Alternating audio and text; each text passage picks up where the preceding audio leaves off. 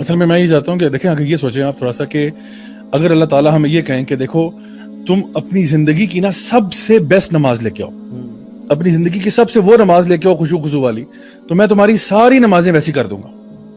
اگر اللہ تعالیٰ ہمیں یہ آفر دے دے تو کتنے لوگ یہ کہہ سکتے ہیں کہ میری وہ جو بیسٹ نماز تھی نا وہ بھی اس قابل تھی کہ اللہ تعالیٰ کو پریزنٹ کی جا سکتی ہے.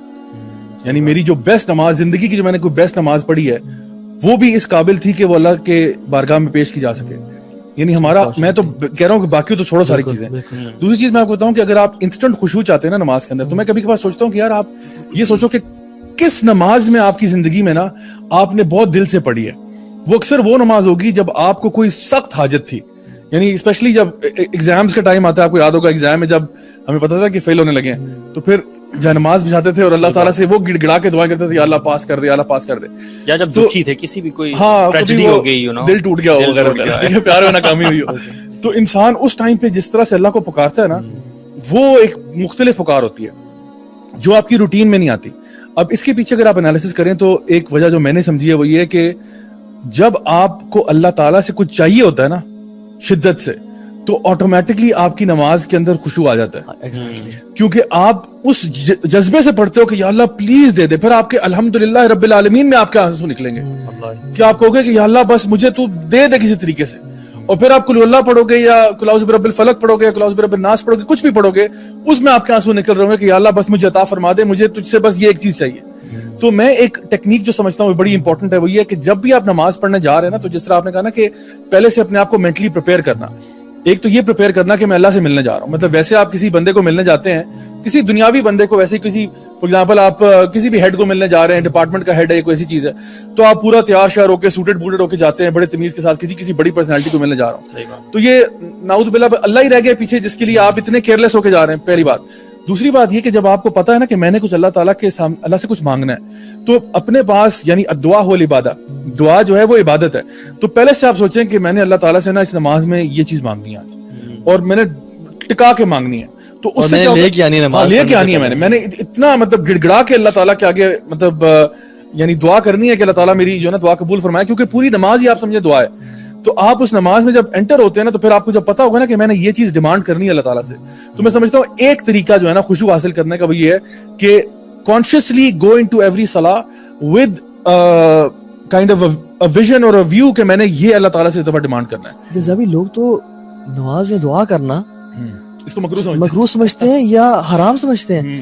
یا سبحان ربی الاعلیٰ سے ہم نے کوئی آگے چیز پڑھ لی تو میری نماز ہوئی ہے واللہ، اور 3 دفعہ سے اوپر نہیں پڑھنا، اوپر نہیں پڑھنا، 14 دفعہ ہو گئی استغفر اللہ. اب کیا کریں گے؟ اب کیا اصل میں وہ ٹریڈیشنل نماز ہماری چلی آ رہی ہے نا، ہم نے زیادہ میں سمجھتا ہوں کلچرل ایک وہ ہمارے ساتھ چیز جڑی ہوئی ہے، جو بہت سارے لوگ ایسے نماز پڑھتے ہیں. اصل میں وہ بات ہے نا کہ اگر ایک بندے نے بچپن سے لے کے آج تک قل اللہ احد ہی پڑھ رہا ہے نا، تو وہ آج تک قل اللہ احد ہی پڑھ رہا ہے، وہ شاید کوئی اور صورت کو پڑھنے کو گناہ سمجھے گا، یا ایٹ لیسٹ سمجھے گا کہ یہ طریقہ غلط ہے نماز کا. دیکھیں کام علمی جو ہے نا، ہم سے میں خود ہی سمجھتا تھا پہلے جب دن میں نہیں تھا نا، سبحان ربی العظیم کے علاوہ تو کچھ پڑھنا ہی نہیں ہے، جائز ہی نہیں ہے. اور اگر فضل میں ہے 5 times یا 7 times ہے، جب مجھے زیادہ علم آیا نا، تو اگر 4 times پڑھ لی میں نے اور امام نے بولے سب ملا اوئے یار، اب میں نے 5 دفعہ پڑھی نہیں اور یہ آڈ ہوا نہیں، بیچ میں رہ گیا، تو میں بیچ میں کیا کروں گا میں؟ حالانکہ اصل میں یہ بات ہے نا کہ لوگ ہمیں بیکاز جب انسان کے پاس علم کم ہوتا ہے نا، تو پھر وہ نا بیچارہ ایک ہی روٹین میں آ جاتا ہے. دیکھو ویسے میں آپ کو ایک چیز بتاتا ہوں، کوئی بھی چیز آپ لے لیں، کوئی بھی یہ عبادت کے ساتھ ہوتا ہے. مطلب کوئی بھی آپ ایکٹ لے لیں دنیا کا، after while when you do it نا، آپ اس کے عادی ہو جاتے ہیں. بالکل ٹھیک ہے، آپ گاڑی چلاتے ہیں نا، کچھ عرصے کے بعد آپ عادی ہوتے ہیں. جب آپ نے شروع میں گاڑی چلائی تھی نا، یہاں ہمارے کیس میں بائک چلایا تھا، ٹھیک ہے، تو شروع میں جب آپ بائک چلاتے ہیں نا تو آپ بڑے کانشیس ہوتے ہیں، یہاں کہیں ادھر نہ ہو جائے، کوئی ادھر نہ ہو جائے، کوئی گر نہ جائے، کوئی فلاں نہ ہو جائے. After a while it becomes part of your body, it becomes part of your system. آپ کی عادت ہو جاتی ہے کہ کون سی کرو پہ کتنا بینڈ کرنا ہے، کس سپیڈ پہ جانا ہے. آپ سوچ ہی نہیں رہے ہوتے، آپ کی سوچ کہیں اور ہوتی ہے، آپ بائک خود ہی چل رہا ہوتا ہے، گاڑی بھی آپ خود بخود چل رہی ہے، آپ کچھ اور سوچ رہے ہیں. ابھی وہ تو ایک تمہارے سب کانشیس مائنڈ میں ہے نا. کل جب میں نے خرم بھائی کے والد صاحب کو کی ڈیڈ باڈی کو اللہ تعالیٰ ان کی بخشش فرمائے، درجات بلند فرمائے، ہاتھ لگایا نا، میرا جسم کانپ گیا کہ یہ ڈیڈ انسان ہے اور یہ ڈیڈ باڈی ہے. اور میں نے کافی عرصے بعد کسی ڈیڈ باڈی کو ہاتھ لگایا اور اپنے سامنے دیکھا. لیکن جو قبرستان میں جو قبر کھودنے والے اور وہ لوگ تھے نا، ان کے لیے کچھ بھی نہیں تھا. اچھا بیزار لوگ تھے وہ. پھر ان کا ایٹیٹیوڈ کیا کہ وہ نا، مطلب ہمیں نا، میں آپ کو ان کی وہ نہیں ایکسپوز کرنا چاہ رہا وہ کیا کیا ڈیمانڈ کر رہے تھے، لیکن جو قبرستان والے لوگ تھے جو قبر کھودوانے کے لیے ٹائم پہ، سبحان اللہ، اور ان کی ایکٹیویٹیز اور سب کچھ دیکھیے they were desensitized کہ یار مردے کو آپ قبر میں روزانہ اتارتے ہو تو آپ کا تو تقوی کا وہ لیول ہونا چاہیے کہ جو ہم اس دن فیل کرتے ہیں, لیکن آپ کو تو پرواہ کوئی نہیں. وہی بات ہے نا, آپ کوئی بھی چیز بار بار کرتے ہو نا تو وہ آپ کی عادت بن جاتی ہے. اس کو مطلب اس عادت کے فارم سے باہر نکالنے کے لیے آپ کو کانشیس ایفرٹ کرنا پڑتا ہے. اور یہ میں آپ کو بتاؤں, یہ ہر عبادت کے ساتھ بریک دی سرکل, وہ ایک سائیکل آپ نے توڑنی ہے اور آپ نے اس میں کچھ نیا لے کے آنا, آپ نے کچھ نئی چیز لانی ہے. یا ادراک ہونا بھی ضروری ہے, علم ہونا, اس should be backed by some علم نا, جس کو آپ ریوائز کرتے ہو بعد. لیکن جس طرح آپ اگر نماز کی بات کریں نا, اگر آپ اپنے آپ کو یہ مشن دیتے ہیں کہ یار میں نے نا ہر ہفتے نماز کے اندر کچھ نئی صورتیں لے کے آنی, میں وہ صورتیں نہیں پڑھوں گا جو میں بچپن سے پڑھتا آ رہا ہوں, چاہے وہ قل اللہ احد ہو, قل اعوذ برب الفلق ہو, ناس ہو, کچھ بھی ہو, یار میں نے کوئی نئی صورت پڑھنی ہے بیکاز میں اپنی نماز کو نا خوبصورت بنانا چاہتا ہوں. میں نے کچھ نئی دعائیں سیکھنی ہیں, یعنی جو کہ تشہد میں پڑھ سکوں, جو سجدے میں جو نا مانگ سکوں, جو رکوع میں مانگ سکوں. I have to push myself کہ یار میں نے اپنی نماز کی کوالٹی کو چینج کرنا ہے. ہر دفعہ میں اللہ تعالیٰ کے سامنے وہی منہ اٹھا کے پہنچ جاتا ہوں, وہی باتیں کہتا ہوں ریپیٹ پہ, تو وہ عادت بن جاتی ہے. اور پھر ہم لوگ کیا کرتے ہیں, اس عبادت کے اندر ہم ٹیون آؤٹ کر جاتے ہیں. بالکل. تو اس ٹیوننگ آؤٹ کو روکنے کے لیے نا آپ جب اس میں جان بوجھ کے سوچو گے نا کہ یار میں نے آج یہ صورت پڑھنی ہے, میں نے ابھی سیکھی ہے. اور میں سمجھتا ہوں کہ جو بندہ بھی قرآن حفظ کر رہا ہے یا ایون ایک پورشن بھی حفظ کر رہا ہے, اس کے لیے بڑی زبردست پریکٹس کی جگہ کہ نماز میں پریکٹس کرے. غلطی سے نہ ڈرے, غلطی ہوگی تو کیا ہوگا, کوئی بات نہیں, وہیں پہ اللہ اکبر کر کے رکوع میں چلے جانا, what's the big deal, right. 2-3 آیتیں تو نکل ہی آئیں گی نا, تو ٹھیک ہے الحمدللہ کام ہو گیا. سو کوشش کرنی چاہیے کہ جب آپ اس مونوٹنی کو توڑو, جب تک آپ اس مونوٹنی کو نہیں توڑیں گے نا, آپ کے لیے نماز کے اندر خشوع حاصل کرنا بڑا مشکل ہو جائے گا. بیکاز آپ کے جسم, آپ کا دماغ یہ بالکل اس پورے پروسیس کا عادی ہو چکا ہے, اور پھر ہم اس کو بڑا ہلکا لے رہے ہوتے ہیں. حالانکہ نبی کریم صلی اللہ علیہ وسلم کی آنکھوں کی ٹھنڈک نماز تھی. یعنی پورے دن میں جب آپ ایگزاسٹ ہو گئے, آپ تھک گئے, آپ چکنا چور ہو چکے ہیں, آپ نماز پڑھتے ہیں اور آپ ریلیکس ہو جاتے ہیں. ہم نماز میں بھی ریلیکس نہیں ہوتے. کیوں؟ کیونکہ ہم نماز بھی بھاگم دوڑ پڑ رہے ہوتے ہیں, سر سے اتارے ہوتے ہیں. یہ جو لوگ اس میں سوال کریں گے کہ کیا رکوع میں سبحان ربی الاعلیٰ کے علاوہ اور دعائیں ہیں؟ واللہ مطلب لوگوں کو یہ بھی نہیں, بیسک بھی نہیں پتا. میں نے حدیث پڑھی, اس میں اللہ کے رسول صلی اللہ علیہ وسلم کے الا انی نہیکم ان اقرأ القرآن راکعا او ساجدا, میں نے تمہیں منع کیا قرآن پڑھنے سے رکوع کی حالت میں یا سجدے کی حالت میں.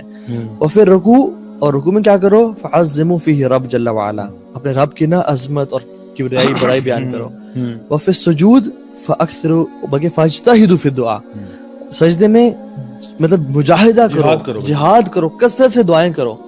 اور ہم لوگ تو رکوع میں, اب رکوع کی جو دعائیں ہیں مطلب ایک دو اگر ہم بتائیں, اللہم لک رکعت وبک آمنت ولک اسلمت خاشع لک سمعی وبصری ومخی وعظمی وعصبی. ان کے مطلب پتہ ہو تو مزہ آتا ہے نا. اصل بات بھی تو یہ ہے, مطلب پڑھے تو بندہ مطلب کسی اور دنیا میں چلا جاتا ہے. یار خاشع لک سمعی وبصری, یا اللہ میری سماعت کام ڈر گئی اور میری آنکھیں ڈر گئی تیرے سامنے.